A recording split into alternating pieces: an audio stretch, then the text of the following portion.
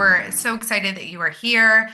For those who don't know Jacki's background, she is a five-time Emmy-nominated multimedia journalist. Six!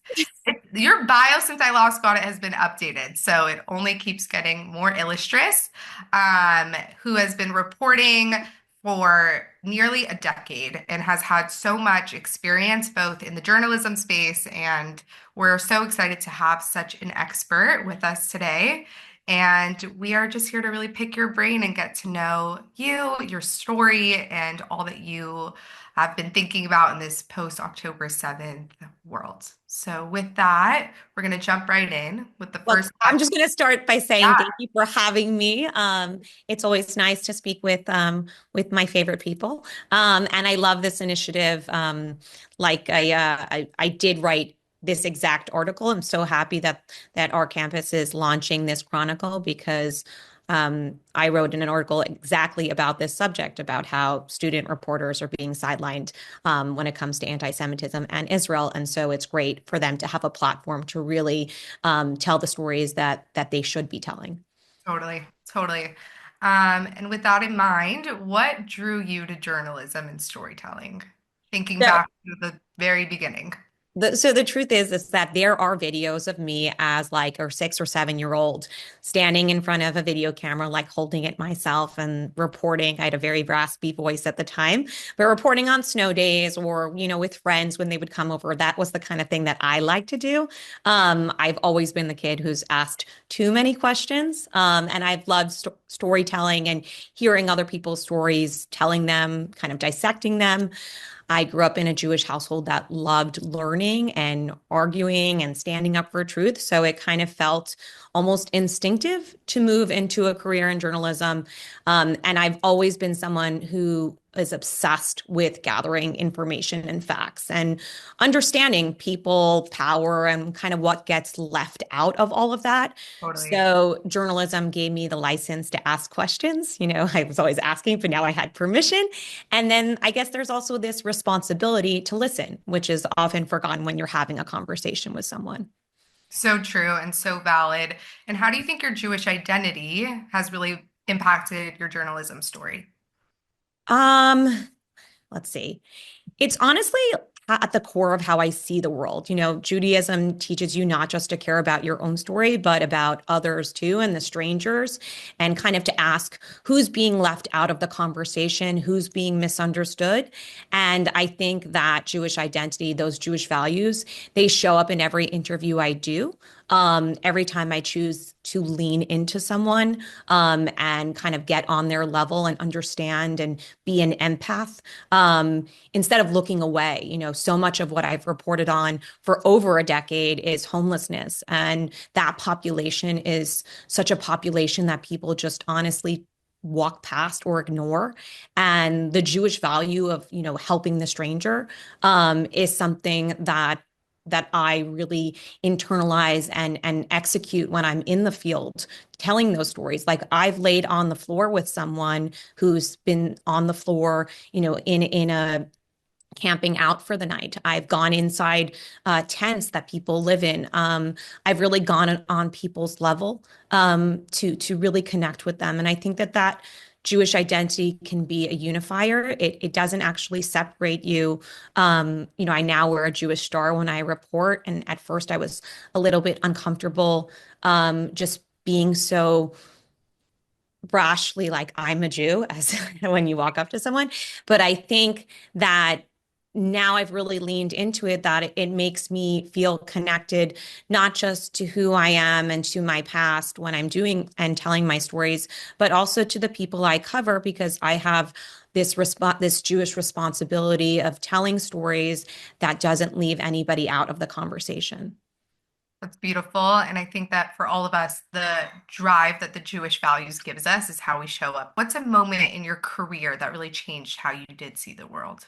I would say that I have been at the forefront at some of the most incredible innovation. And I think having that front seat to history is really remarkable. And really shapes and skews how you see the world. And I've told incredible stories, and had the privilege to do so. But there's just one story that I can't ever forget.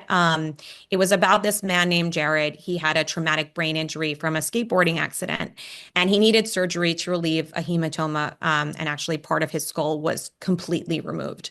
But this all happened during the height of COVID. I happened to have also been pregnant at the time with my son.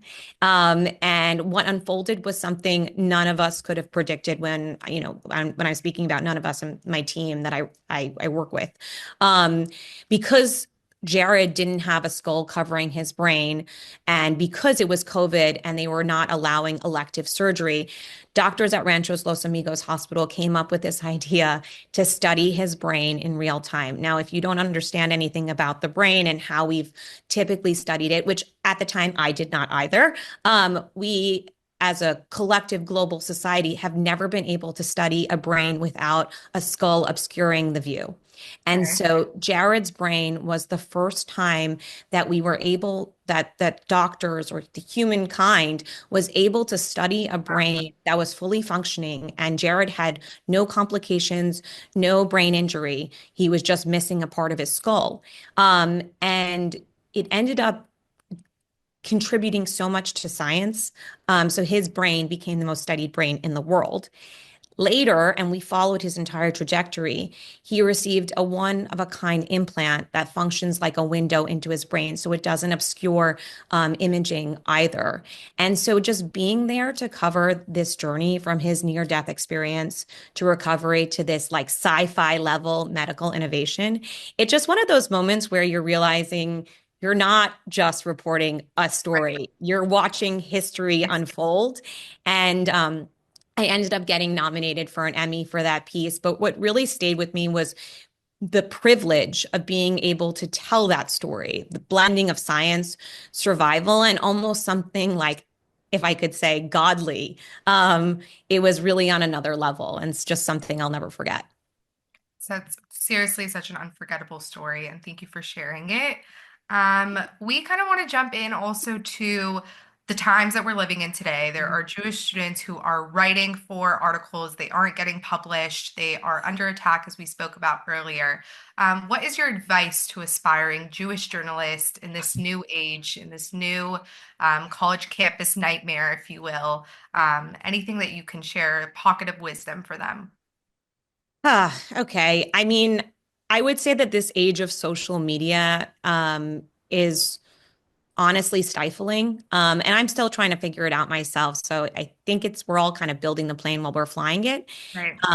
Honestly, I pray daily for a great rewiring when we all kind of rediscover patience and deeper storytelling. But until then, I think really the answer is do the great work you're doing, but also think creatively because you need to tell both compelling stories and break the formula, which is really hard. And again, I don't have the answer to that, but you take risks with how you report the structure and how you present your work. And then you also should innovate in how you tell those stories and how you approach things. When you are a reporter, sometimes you can slip into this formulaic role. And it becomes very humdrum and you're doing the work, right? You're telling the stories. But if you're not constantly thinking, how can I make my audience read this, watch this over something else? Because at the end of the day, you can write the most brilliant piece, you can have done the most investigative work, and it's groundbreaking. But if nobody reads it, nobody watches it, it's honestly like if a tree falls in a forest, it doesn't make a sound. So I think getting people to stop scrolling is not just a unique challenge to reporters, but I think the unique challenge to reporters is that what you have to offer the world is something that you need them to stop scrolling for. And so I think being creative about it and surprising your audience whenever you can is the way to really break through. And I think that's a pocket of advice that we aren't hearing is that if the story isn't landing, if it's not getting to the right hands or just being published, we are missing the mark in the ways that we can get out there and just really inspire. And with that, how do you feel and watching Jewish voices not really being amplified and uplifted, and how have you navigated that in your career too?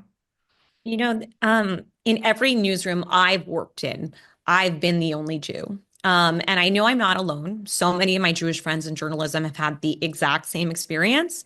And I think when that's the case, it becomes a lot harder to tell Jewish stories the right way. Too often Jewish stories in the media are like distorted or they're reduced to stereotypes. We're either cast as the victims of hate or lumped in with these power structures. And I think our identity kind of vacillates between trauma or privilege, Right, right. nothing in between. No. Um, and that's kind of frustrating, but it's also kind of dangerous. And it's part of the reason why I started the Jacki and Jeff Karsh Journalism Fellowship, to be a space for Jewish journalists to find community, mentorship, and a real path into mainstream newsroom because there aren't enough of us. There is that trope that Jews control the media, but any Jew in media will tell you that that is just blatantly false. So we wouldn't be in the situation we're in. My good friend, who's an assembly member, I'm not going to say his name, but he always says that there are actually so few people in this world or in this country that will ever have the opportunity to meet a Jew because there aren't that many of us that live here. There aren't that many of us in this world. And so if the idea that you can be in a newsroom and help people understand who we are as a people and not just be reacting to the news of the day about us, but actually helping people understand who we are is such a privilege. And I would love to see more people at that table. With that in mind, that so many, the responsibility of us is to get out there. But what we're seeing, because there isn't such a large presence, is that there are so many misinformation about the Jewish community coming out from other reporters and other journalists. And I follow you on social media and I see that you fight the good fight in countering it and sharing your story and your piece and giving a different perspective. Um, what do you think the role of Jewish journalists is in countering misinformation that they're seeing, and what does appropriate advocacy look like in that way? Um, I think that I really operate under this like principle Jewish value, I guess, of like hineni. Here I am, right? It's not about being perfect or profound. It's about showing up. And that's really matters, especially when it's hard to do so. And that's why I try to do it as a journalist and as a Jew, is I show up for the stories that are uncomfortable.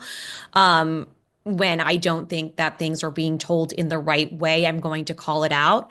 And it's also about being balanced. I am a big believer in facts first. And I think that sometimes in the social media age, we are so focused on feelings and we forget about facts. So I remind people all the time that you need to have the facts before you do anything. Not everybody on social media is a journalist, but if you're choosing to be a journalist, you have to be facts first. I think the problem with social media is there's no room for nuance, right? It's either good or bad. It's either viral or non-viral. And that's what social media has created. But if you truly believe in truth telling, there's shades of gray and there's a lot that happens. And I trust that the world or the people that you're speaking to when you have a platform are smart enough that if you give them the facts, they can make their own decisions. Sure. I am very opposed to the term influencer. And I talk about this a lot because, there was no term influencer 15 years ago. Why? Because people were provided with information and then they formed their own opinion. There were opinion columnists, right? They gave you a different perspective, but their job was not to influence you, to tell you what to think or how to think. And what happens when you do that, when you let that happen to yourself, you stop thinking for yourself. And we all should be independent thinkers and collect almost like a vacuum of information and absorbing all the different perspectives. Because when you put your head in the sand and you are only listening to one perspective or the perspective that you agree on, you're not actually understanding the world.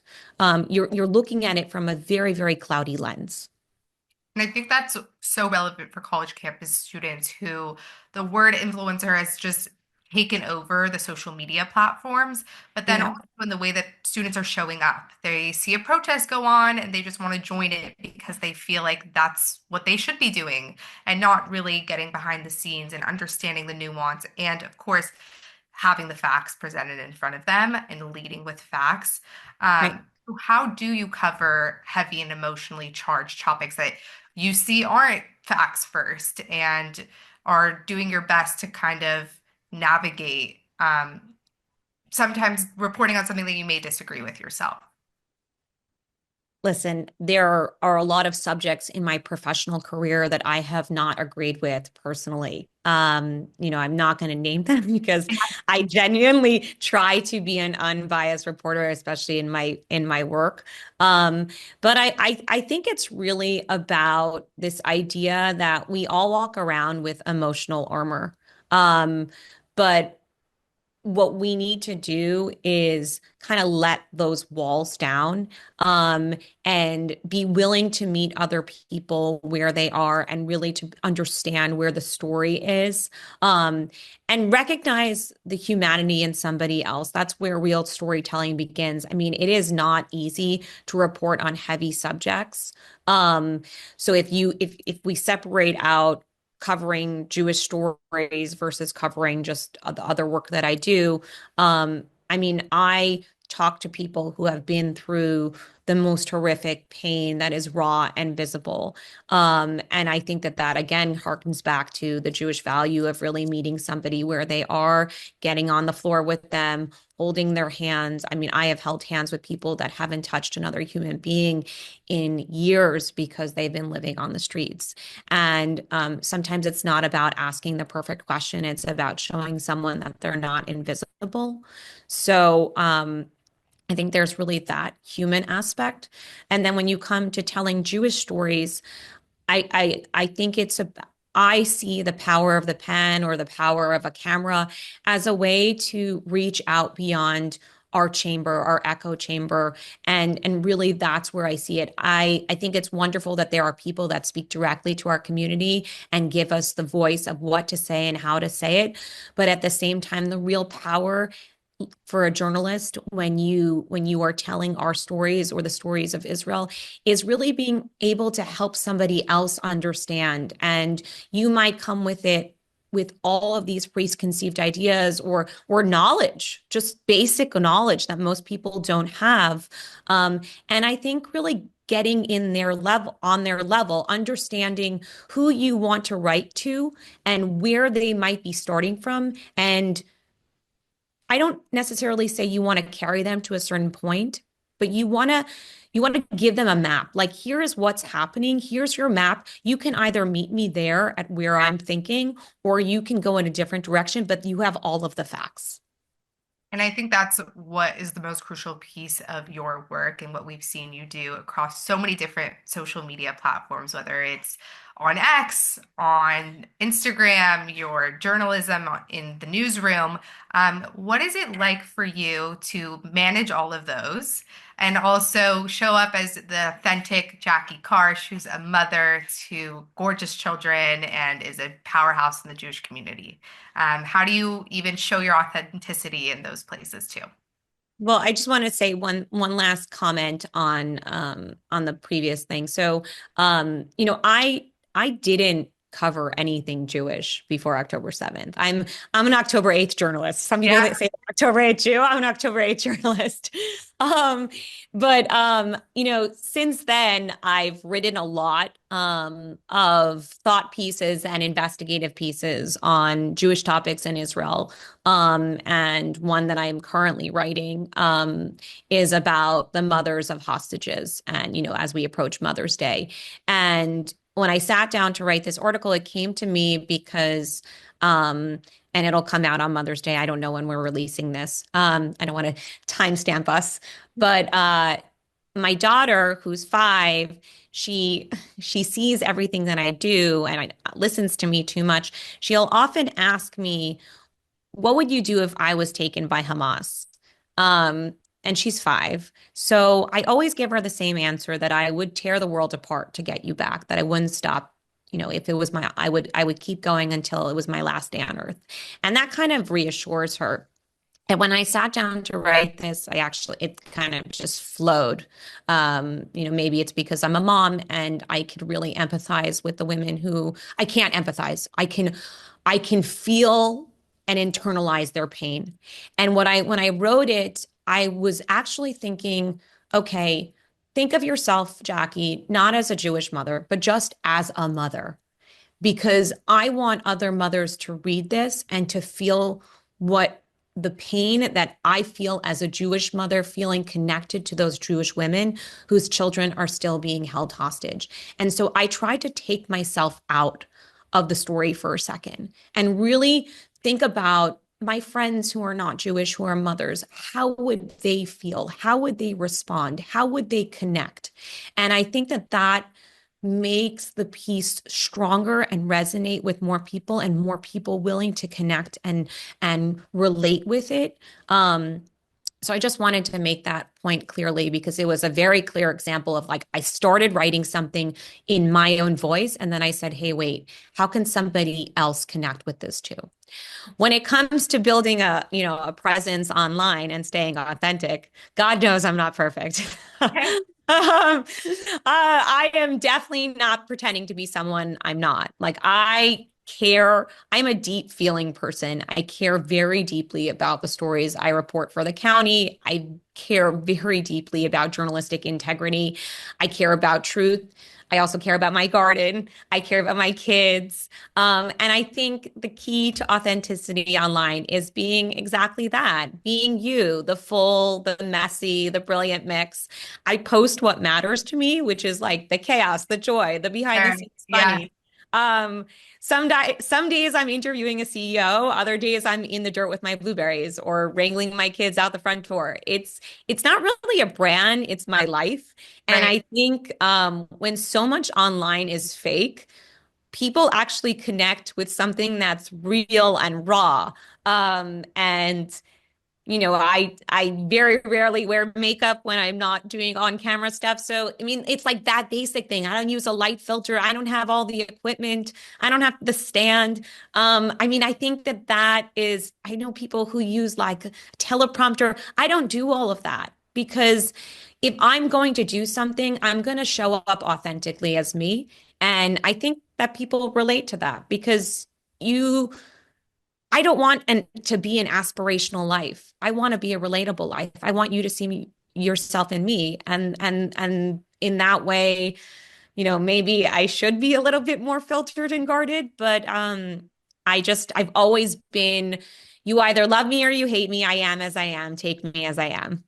And I think it shows in every aspect of your social media that you are the dirt, you are gardening, but it's the passion behind it that people are drawn to. It's the way that in this post October 8th journalism that you have been able to inspire and are just being sought out for the way that you are relating. I know the other day we were talking about how you were sat next to Noah, the hostage who has returned and was saved by the IDF.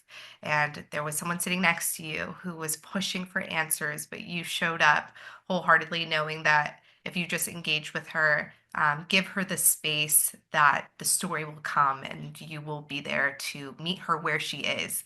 And I think you explained that perfectly. And it's really just a beautiful ending to this interview, because even in your normal human interactions, when you aren't on screen, when you aren't writing, you show up as someone who has the most empathetic heart to hear stories. And I think that is only a testament to why you're so successful in your career today. And we're so honored to be able to hear from you. Thank you so much.